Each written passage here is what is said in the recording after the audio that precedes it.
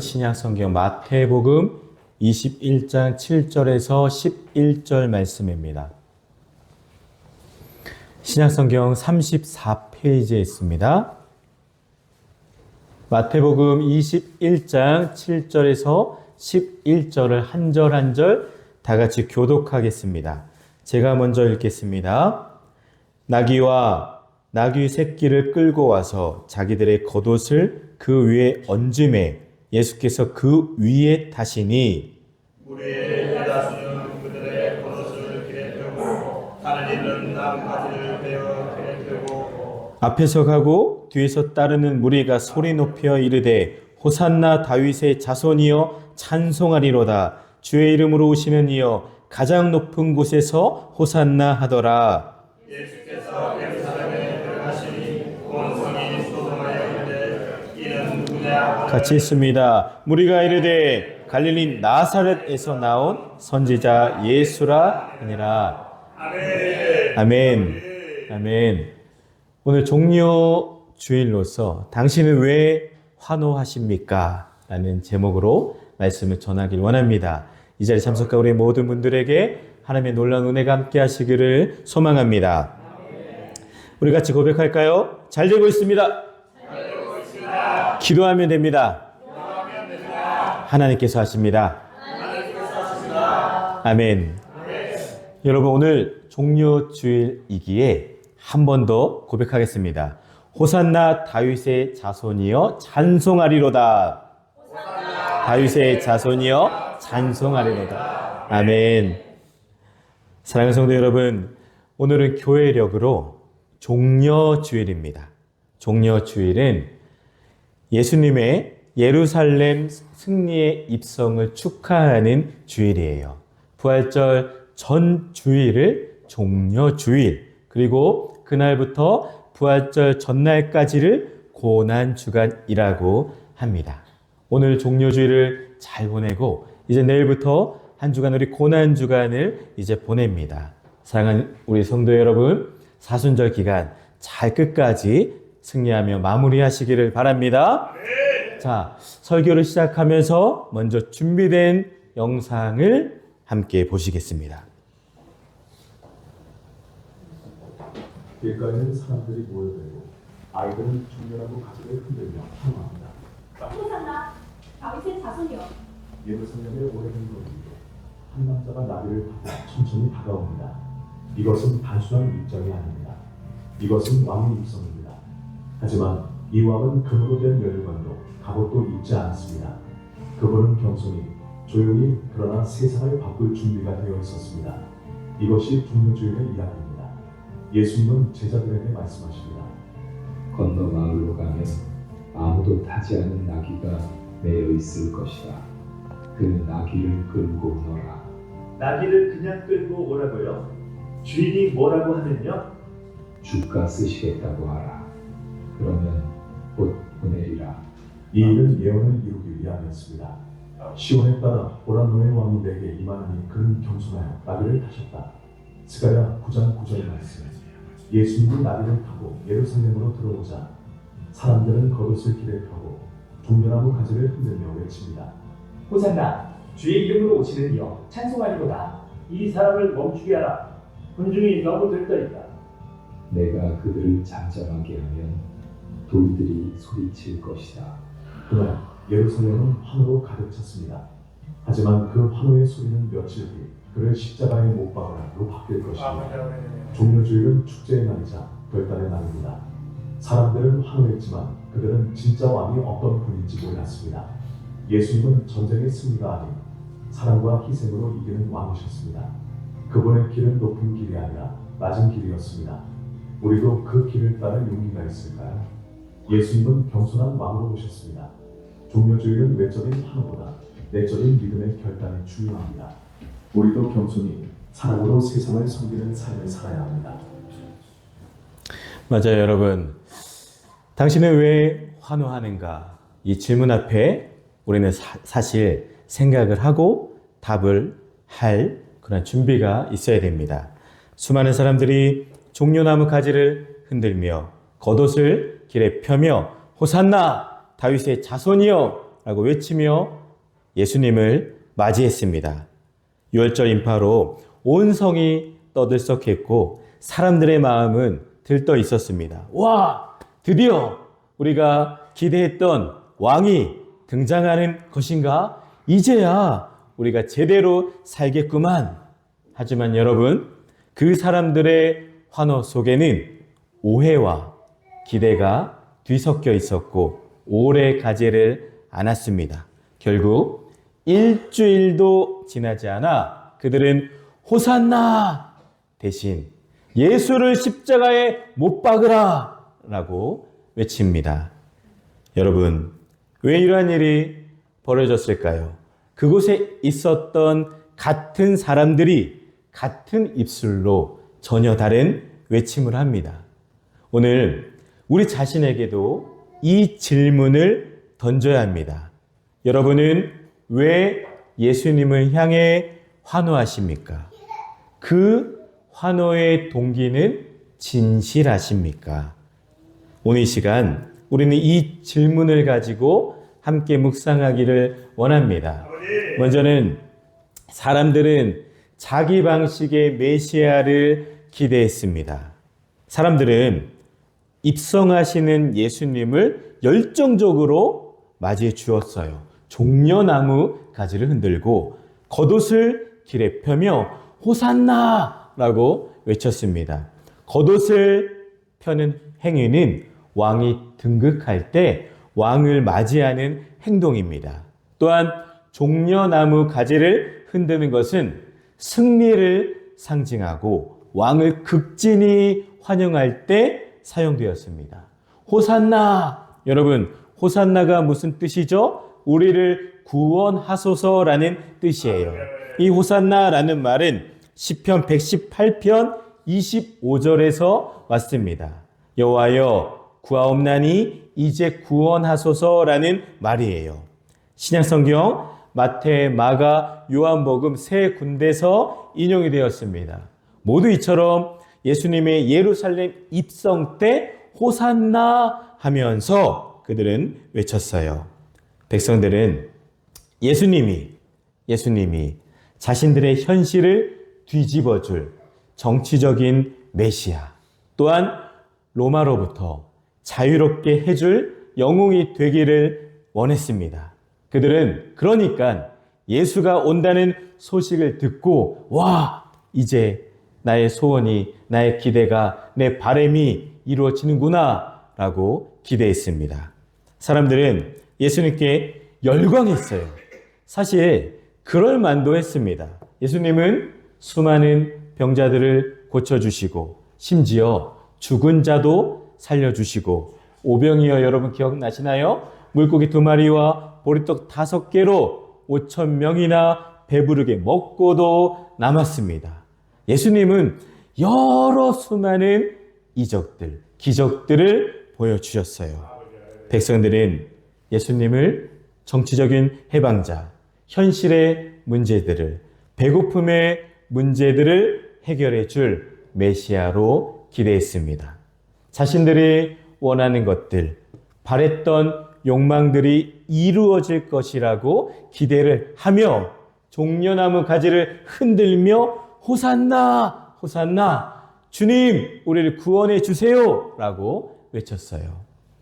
여러분, 한 어린아이가 생일 선물로 게임기를 기대했는데 부모님이 책을 선물하자 표정이 굳었습니다. 고마워하면서도 속으로는 실망했어요. 아이 뭐야, 나를 어떻게 보길래 책을 사주는 거지? 나는 게임기를 원했는데. 그 아이는 선물 자체보다 자신의 기대가 채워지기를 원했던 것입니다. 사랑하는 여러분, 그런데요, 우리도 그렇지 않습니까? 예수님께 예배드리러 나아올 때 예수님 그분 자체보다 내 문제 해결을 바라면서 내 계획 성취를 소망하면서 내 방식의 구원을 기대하면서 나오고 있지는 않으십니까? 무리들은 호산나라고 외쳤습니다. 그들은 이스라엘의 왕, 메시아를 맞이한다고 생각을 했습니다. 그들이 기대한 메시아는 로마를 무너뜨릴 정치적인 해방자, 현실을 바꿔줄 영웅, 내 문제를 해결해 줄 그러한 분을 기대했습니다.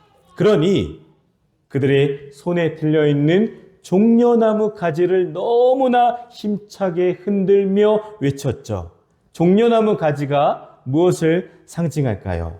종려나무 가지는 이스라엘 사람들에게 승리와 영광, 번성과 번영을 의미했습니다.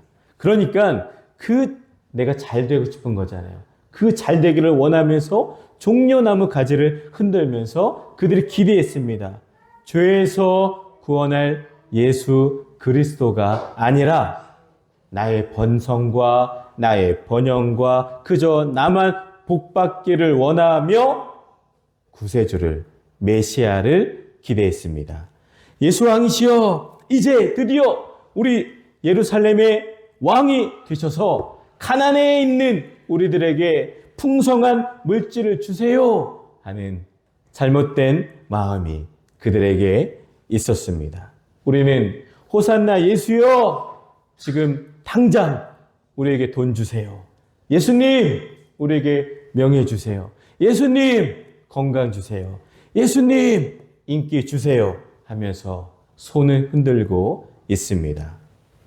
그러나 여러분, 예수님이 백성들의 기대와 다르다는 것을 알았을 때 백성들은 모두가 등을 돌렸습니다. 오늘날 우리도 예수님께 조건을 붙이고 있지는 않으십니까? 사랑하는 여러분, 종료주일입니다. 한 주간 고난 주간을 시작을 하면서 우리는 기도해 봐야 합니다. 예수님, 이 문제 해결해 주시면 잘 하나님을 믿겠습니다. 예수님, 기도 응답해 주시면 제가 물질 드리겠습니다. 예수님, 내 계획대로 인도해 주시면 따르겠습니다. 하며 작정기도, 금식기도까지 합니다. 하지만 우리가 기억할 것들이 있습니다. 예수님은 우리의 뜻을 따라, 내 뜻을 따라 움직이시는 분이 아니라 우리가 따라야 할 주권자, 왕이신 것을 여러분 꼭 기억하시기를 바랍니다. 진짜 신앙은 예수님, 나의 뜻이 아니라 주님의 뜻대로 하소서라고 고백하는 것이 진짜 신앙입니다. 우리 고백하겠습니다. 주님의 뜻대로 하소서. 주님의 뜻대로 하소서. 아멘. 종료주일을 맞이하는 우리는 여러분, 예수님께 어떠한 기대를 하고 계십니까? 내 삶이 잘 되게 해주시는 분, 그저 물질의 복을 받게 해주시는 분, 병을 낫게 해주시는 분, 문제를 해결해 주시는 분. 물론 맞죠.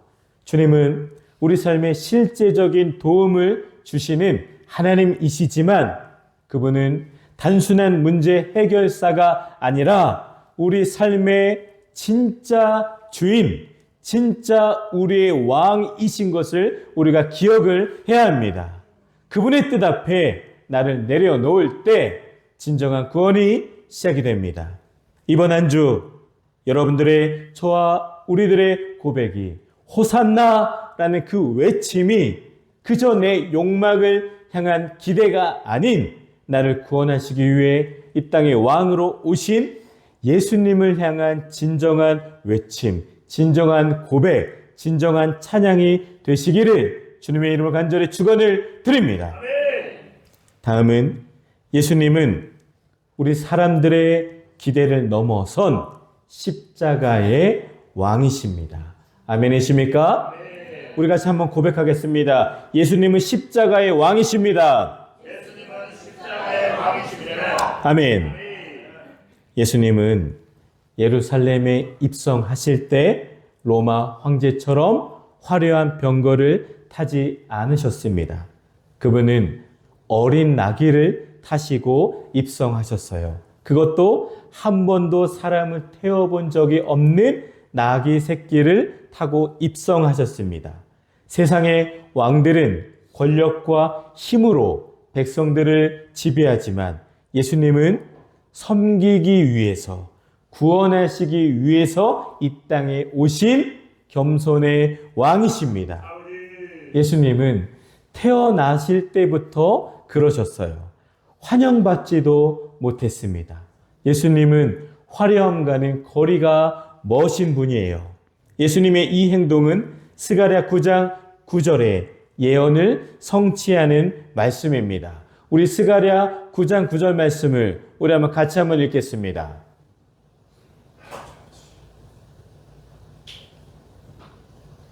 네, 스가랴 9장 9절 말씀입니다. 보라, 내 왕이 내게 임하시나니 그는 공의로우시며 구원을 베푸시며 겸손하여서 나귀를 타시나니. 아멘. 우리 주님은 이처럼 구원의 성취를 이루기 위하여서 친히 겸손한 모습으로 이 땅에 오신 우리 진짜 왕이십니다. 세계적인 지도자 넬슨 만델라는 대통령이 된 후에도 혼자 밥을 먹기보다 청소부, 운전사, 비서들과 함께 식사하곤 했답니다. 어느 날 기자가 그에게 물었습니다. 대통령님, 왜 그렇게 하세요? 그는 이렇게 대답을 했습니다. 진짜 위대함은 높은 자리에 있는 것이 아니라 낮은 자리를 두려워하지 않는 데 있습니다. 아멘. 여러분, 우리 예수님은 만델라보다 더 위대하신 분이시만 세상에서 가장 낮은 자리 십자가까지 기꺼이 내려가셨습니다. 말씀처럼 우리 주님은 새끼 나귀를 타고 입성하셨어요. 그 모습은 남들이 보기에 화려하거나 강력한 모습이 아니었습니다. 세상을 구원하고자 예루살렘으로 오시는 겸손의 왕이신 우리 예수 그리스도는 대중의 기대와는 전혀 다르게 백마가 아닌 나귀 새끼를 타고 오셨고 레드카펫이 아니라 백성들의 입고 있던 옷 위를 걸어오셨고 화려한 의복이 아니라 허름한 옷을 입으시고 오셨습니다. 세상 환영 의식에는 결코 미치지 못하는 것이죠. 그러나 여러분, 하나님의 왕국은 이 세상에 속한 것이 아니기에 예수님은 외관을 화려하게 장식하지 않으셨습니다. 겸손하고 조용하게 예언의 성취로 예루살렘에 들어가셨습니다. 주님은 십자가로 가는 길을 잘 알고 계셨어요. 예수님의 구원은 이처럼 사람들의 기대를 넘어선 죄를 용서하고 영원한 생명을 주는 십자가의 길, 구속의 길인 것을 꼭 기억하시기를 바랍니다.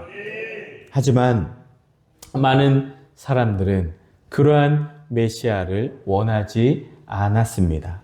그들은 지금 당장 내 삶에 지금 당장 해결해 주는, 지금 당장의 배고픔을 채워줄, 지금 당장의 내 소원을 성취시켜 줄 그러한 기적을 보여주는 메시아를 원했습니다. 그러니 그들의 환호는 일주일도 가지를 못했습니다. 여러분, 우리는 어떠한 왕을 기다리고 계십니까? 종려주일을 맞이하면서 나는 이 땅에 어떠한 모습으로 오실 주님을 기대하고 바라보는지 기도해 보시기를 바랍니다. 우리의 기대는 세상의 방식으로 성공하고 높아지고 이기는 것에만 온통 혈안이 되어 있지는 않으십니까? 예수님은 우리에게 그렇게 묻고 계십니다. 백성들은 이러한 예수님을 바라본 것이 아니라 타고 오신 그 나귀, 그리고 초라한 예수님의 겉모습만 바라보니 그 속에 담긴 진짜 모습, 성경이 말하는 진짜 모습, 그 속에 담긴 놀라운 선물, 진짜 축복, 영생을 바라보지를 못했습니다. 세상의 왕은 높아지려만 하지만 예수님은 끝까지 낮아지셨습니다. 세상의 왕은 군림하지만 예수님은 섬기시러 오셨습니다. 이처럼 예수님의 행렬은 세상의 방식과는 정반대입니다. 화려함이나 힘, 권력으로 가득 찬 길이 아니라 낮아짐, 비움, 순종의 길인 것을 여러분 꼭 기억하시기를 바랍니다. 이처럼 끝까지 낮아지신 그 왕을 여러분 우리는 기꺼이 맞이하고 계십니까? 우리가 그러한 마음으로 주님을 맞이한다면 우리가 드리는 예배의 모습도 달라지는 게 당연합니다. 기뻐하고 기대하며 왕으로 오신 그분께 합당한 모습으로 우리는 예배를 드려야 합니다. 나는 겸손하신 그분 앞에 아무것도 아닌 나의 자존심과 자만을 내려놓기를 원합니다. 여러분, 여전히 내 삶의 중심에 나라는 왕이 그 주님의 앉아있을 그 자리에 내가 앉아있고 있는 그 모습을 확인을 하시고 그 자리에서 내려오고 그 자리의 주인이 바뀌시기를 축복합니다. 십자가를 지러 오시는 예수님을 바라보며 한 주간 나는 그분을 향한 어떠한 삶을 살아야 되는지 기도하고 결단하는 저와 여러분들이 되시기를 바랍니다. 다음으로는 그러니 여러분 우리 진짜 환호를 합니다. 진짜 환호는 순종과 따름으로 드러납니다. 우리 한번 같이 한번 고백하겠습니다. 시작! 진짜 환호는 순종과 따름으로 드러납니다. 아멘. 여러분 이 시간 진짜 주님을 찬양하십니까? 우리 옆분을 보며 이렇게 고백합니다. 호산나 주님을 찬양합니다. 아멘. 아멘. 우리 아이들도 우리 청년들도 똑바로 이 시간 주님을 찬양해야 돼요. 할렐루야. 아멘. 예수님이 성에 들어가시자 온 예루살렘 성이 소동합니다. 사람들은 묻습니다. 10절 이는 누구냐? 예루살렘 사람들은 궁금했습니다. 무리들은 나사렛 예수라고 말을 하지만 그 말이 그들의 삶을 바꾸지는 않습니다. 많은 이들이 여전히 입술로는 환호하지만 그들의 삶과 선택은 예수님과 떨어져 있어요. 예수님과 전혀 관련이 없습니다. 제가 읽었던 책인데요. 미국의 목회자 카일 아이들먼이 쓴 책 제목이 이렇습니다. Not a fan. 나는 팬이 아닙니다. 그는 말합니다. 예수님의 팬은 많습니다. 예수님을 좋아하고 감동받고 박수치는 사람은 많습니다. 하지만 예수님의 제자는 없습니다. 따르는 자는 적다고 그는 책에서 고백을 합니다. 여러분, 오늘 우리에게 필요한 것은 우리가 입고 있는 겉옷을 벗고 나뭇가지를 흔들며 목청이 터지도록 소리를 지르는 일시적이고 감정적인 환호가 아니라 여러분, 환호가 적어도 끝까지 삶으로 주님을 따르는 진짜 헌신이 중요합니다. 진짜 헌신이 우리에게 요구됩니다. 우리도 오늘 이 질문 앞에 서야 합니다. 이는 누구냐? 예수님이 누구신가? 이 질문은 오늘 우리에게도 울려 퍼집니다. 여러분, 여러분들에게 예수님은 누구십니까? 여러분들이 바라고 있는 예수님은 진짜 어떠한 분이십니까? 단지 역사적인 인물입니까? 그저 나의 기도 제목을 들어주시는 분이십니까? 단순한 위로자이십니까? 문제 해결해 주시는 분이십니까? 아니면 예수님이 진짜 나의 왕이십니다. 진짜 나의 주님이십니다. 여러분, 내가 소망하고 기대하고 바라고 보이는 그 예수님이 진짜 누구인지 한 주간 우리는 그것을 붙들고 고민해야 합니다. 예수님은 우리의 일부가 되기를 원하지 않으십니다. 그분은 우리의 전부가 되기를 원하십니다. 왜요? 주님은 자신의 전부를 우리에게 주신 분이시기 때문입니다. 사랑하는 여러분, 누가 여러분들에게 단돈 100만 원만 줘도 아마 사랑할 겁니다. 그런데 예수님은 우리를 사랑하시기 때문에 전부를 주신 겁니다. 돈으로 매길 수 없는 그 사랑을 우리에게 주신 거죠. 여러분, 우리는 그것을 깨달아야 됩니다. 그러니 여러분, 한 주간 주님 사랑합니다. 주님 감사합니다. 이 고백이 당연히 흘러나오는 고난 주간이 되어야 합니다. 주님은 오늘 우리가 드리는 이 주일의 주님만이 아니라 주일부터 토요일까지의 삶 전체의 주님이 되십니다. 아멘이십니까? 아멘. 우리가 모여서 드리는 예배도 물론 중요하지만 보이지 않는 곳에서 살아가는 그 예배를 주님은 더욱더 기뻐 받으십니다. 월요일부터 토요일까지 엉망진창으로 살아도 주님은 하나님의 성전에 나와서 그 드리는 예배를 기뻐 받으십니다. 월요일부터 토요일까지 더 잘 살아서서 보이는 삶으로 예배를 드리는 그 예배를 주님께서 더 기뻐 받으실 겁니다.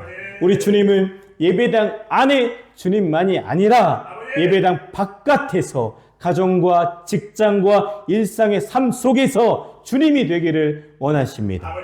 그런 주님을 믿을 때 순종하고 따르는 것은 당연한 일입니다. 사랑하는 귀한 가족 여러분, 우리가 매년 벌써 저와 함께 종료주일을 이제 3번을 맞이하는 거예요. 우리의 모습은 얼마만큼 높아졌는지, 얼마만큼 변화됐는지, 얼마만큼 주님을 향한 고백이 진실한지 여러분 돌아보시기를 바랍니다. 여러분들 왜 환호하십니까? 종료주일은 단순한 역사적인 기념이 아닙니다. 종료주일은 예수님을 향한 외침을 다시 묻는 시간입니다. 여러분들의 호산나는 어떠한 환호이십니까? 내 소원과 바램과 기대가 이루어지기 위한 그러한 육신적인 외침입니까? 아니면 주님이 가신 십자가의 길을 따르겠다는 진짜 헌신의 고백입니까? 사랑하는 주양 여러분, 감정적인 환호가 아니라 삶으로 주님을 따릅시다. 진짜 환호는 그분을 따르는 순종에서 시작이 됩니다. 입술의 외침만이 아니라 행동의 헌신으로 주님께 나아가는 저와 여러분들이 되시기를 바랍니다.